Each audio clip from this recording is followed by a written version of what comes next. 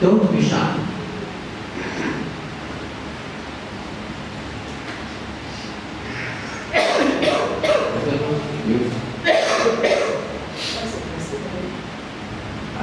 In a Parkinson's patient, Parkinson's disease patient, you see somehow this condition,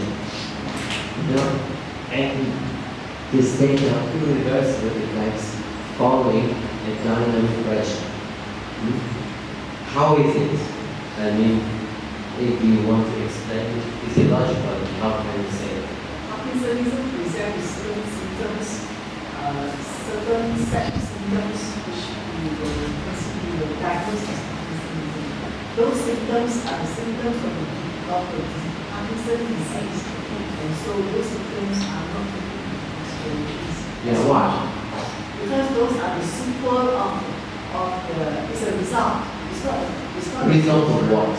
Result of prolonged dynamic pressure. Yeah. And what part of the body? On the nervous system. On the Nervous system. nervous system. Okay. What happens in Parkinson's disease? There is a place in the brain named substantia nigra, the black matter. That part of the brain produces dopamine.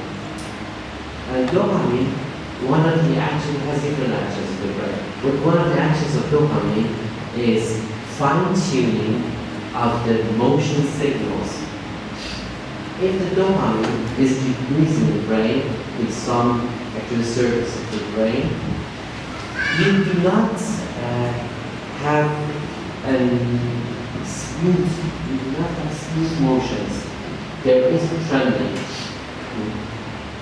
Fine-tuning the motion is out of it. According to different mechanisms, this part of the brain is affected.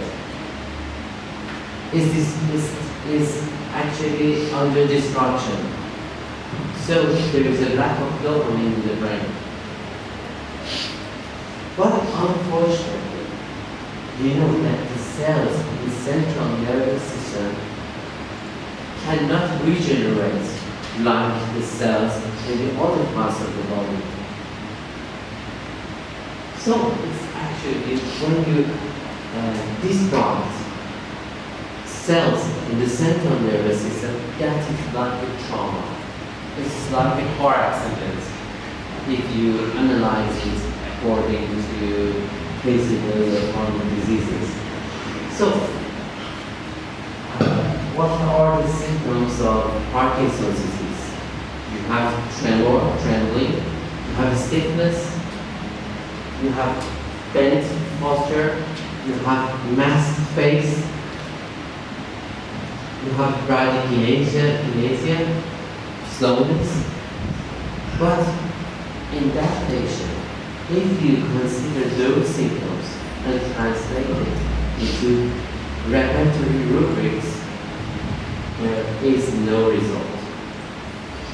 It is surprising that in nearly all of the Parkinson's patients, if you take the symptoms, plum metallicum, PLB, is a relative that ranks high in the analysis. But plum metallicum cannot help those patients. Why? Because we are not targeting the mechanism that is destructing the substantia in the body. We are just taking the symptoms that are end results of the main pathological diagnosis of the organism. So we should go deeper into the case. We should see beyond the symptoms. We should understand somehow a dynamic pathology of the patient and see beyond the end results that the patient is showing. Another types of static chronic patterns are congenital static chronic patterns. For example, a patient that is born with